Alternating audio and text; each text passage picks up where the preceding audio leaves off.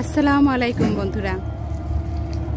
নদীর পাড়ে আসলাম, সকালবেলাও এসেছিলাম, কিন্তু সকালবেলা এসে এই নদীর পাড়ে আমি একটা দৃশ্য দেখে গেছি যার টানে আমাকে এই দুপুরের পরে, এখন আসরের আজান দিচ্ছে চারিদিকে, আমাকে আবার আসতে হলো। তো যে কারণে আসলাম সে কাজটা এখন আপাতত হচ্ছে না, তাই আমি একটু প্রাকৃতিক ভিউগুলি দেখে নিচ্ছি। একটা শিপ গেল, একটা কার্গো গেল, আর এখানে ইট নামছে।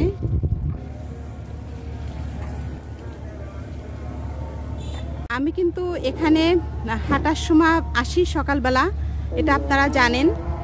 এখন একটা লঞ্চ যাচ্ছে, আর এখন আমার পাশ থেকে অতিক্রম করছে একটা ট্রলার।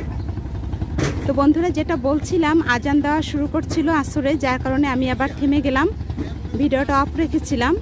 যে আমি যখন আজকে সকালে এসেছি, অনেক দিন আসা হয় না, আমি এখন আর আগের মতো মর্নিং ওয়াক করতে বের হই না, সেরকম সময় আমার হয় না।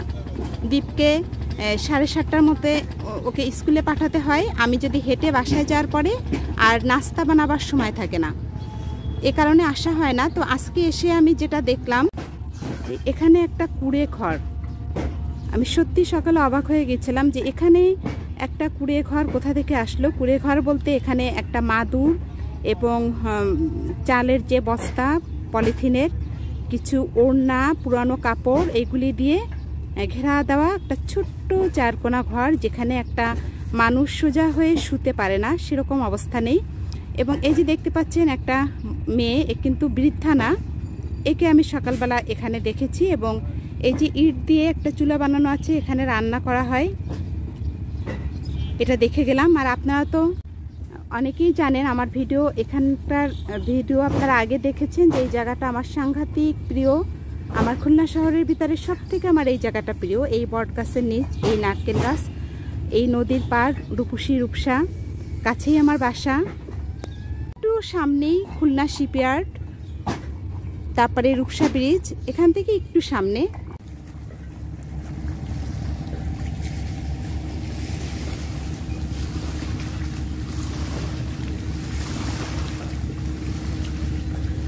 একটা শিপ চলে গেল, যার কারণে এভাবে পানি এরকম বাড়ি খাচ্ছে, পাড়ের উপরে বাড়ি খাচ্ছে পানিগুলি।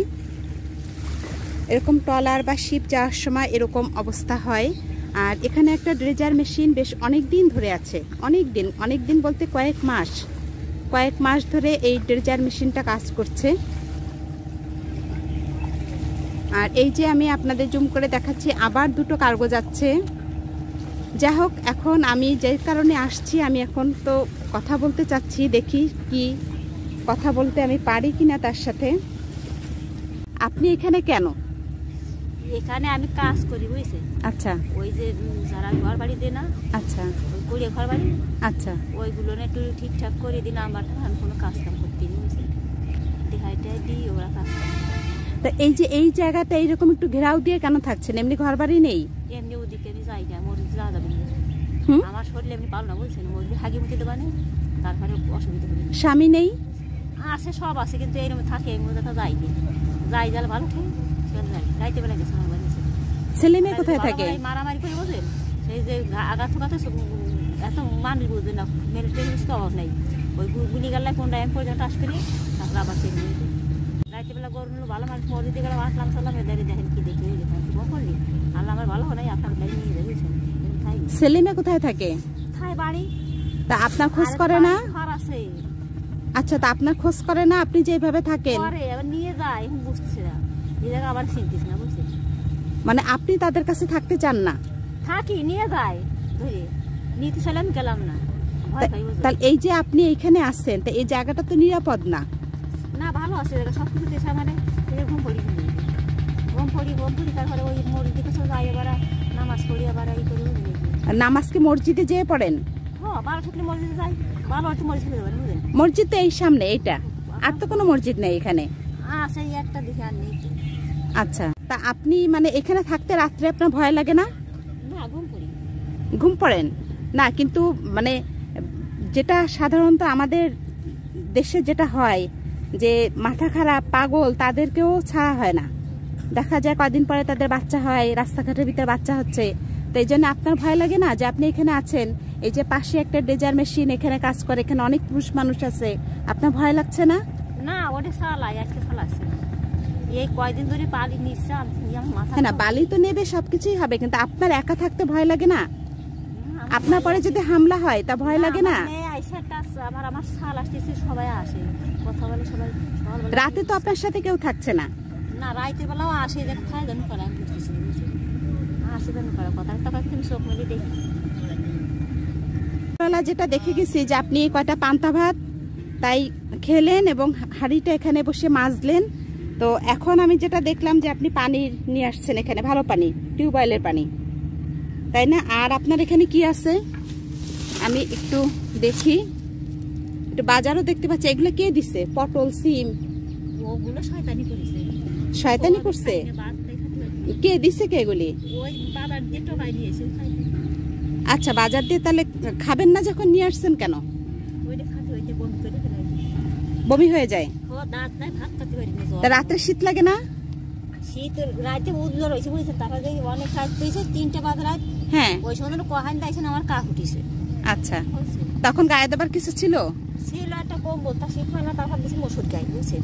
আচ্ছা, তা আমি তো মানে ওই সকালে অবস্থা দেখে যে আমি একটা কম্বল আপনার জন্য নিয়ে আসছি, আর আমি দেখলাম যে আপনি সকালবেলা শুধু লবণ দিয়ে ভাত খাচ্ছেন, ঝাল খেতে পারেন না। আচ্ছা, আমি এই কারণে আমি আপনার জন্য একটু মানে আমার ঘরে যা ছিল, একটা বেগুন, 2টো আলু, একটু পেঁয়াজ, কাঁচামরিচ, এগুলো আমি নিয়ে আসছি। আমার যা ছিল যে আপনি ভাতে দিয়ে খেতে পারবেন, ভাতের মধ্যে ভর্তা করে খেতে পারবেন, কিন্তু পটল এটা তো আপনি ভর্তা করে ওইভাবে খেতে পারবেন না। তা আর ওই কম্বলটা নিয়ে আসছে, আমার মনে হচ্ছিল যে আপনার খুব শীত লাগবে বা লাগছে, কারণ এখন তো শীত শুরু হয়ে গেছে। হ্যাঁ, আর নদীর পাড়ে তো মানে অনেক শীত লাগে, তাই না? কি digital Bangladesh carbon die oxide, এটা কোথায় থাকে?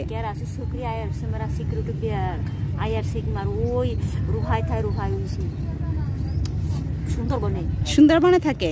তা ওইখানে যে আপনি কাজ করেন? আচ্ছা,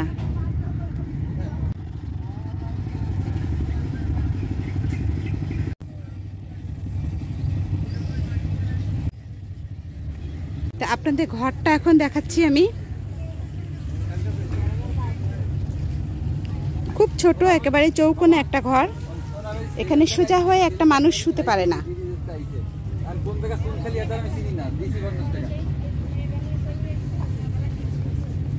আর এটা হচ্ছে চুলা, রান্না করা হয়। আমি সকালবেলা দেখেছিলাম যেখানে একটা পাতিল ছিল। তো বন্ধুরা, যেটা মনে হলো যে ইনি মানসিক বিকারগ্রস্ত এক মানুষ। উনি যেটা বললেন যে ডিজিটাল বাংলাদেশ, এরকম কার্বন ডাই অক্সাইড, এরকম কিছু কথা বলছিলেন, যেটা দেখে শুনে মনে হলো যে উনি বিকারগ্রস্ত, মানসিক বিকারগ্রস্ত একজন মানুষ।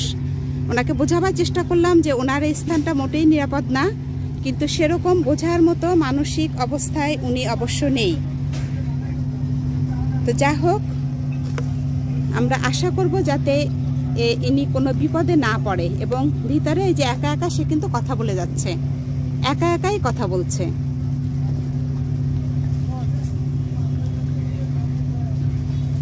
তো বন্ধুরা, সকালের পরে আমি এখন ফিরে এলাম, তারপরে তো আসরের আজান দিয়ে দিল। এখন আমি চলে যাব। আমার যেটুকুন, আমি একজন মানুষ হিসাবে যতটুকুন কর্তব্য আমি করতে পারছি, এর বেশি সম্ভব না।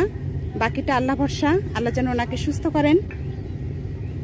আপনাদের কাছেও দোয়া চাচ্ছি এবং সেই সাথে অবশ্যই ওনার নিরাপত্তা, কারণ এরকম একটা জায়গায়, উনি খুব বেশি বয়স্ক না, এরকম একটা জায়গায় একটা মহিলা মানুষের থাকাটা, এটা সাংঘাতিক একটা অনিরাপদ। তো বন্ধুরা, এখন বাসায় ফিরবো, আবার আসবো নতুন কোনো ভিডিও নিয়ে, আবার তুলে ধরার চেষ্টা করব এরকমই কোনো অসহায় মানুষের পাশে দাঁড়াবার, আপনাদের কাছে দোয়া চাবার। তো আজ এ পর্যন্তই, আল্লাহ হাফেজ।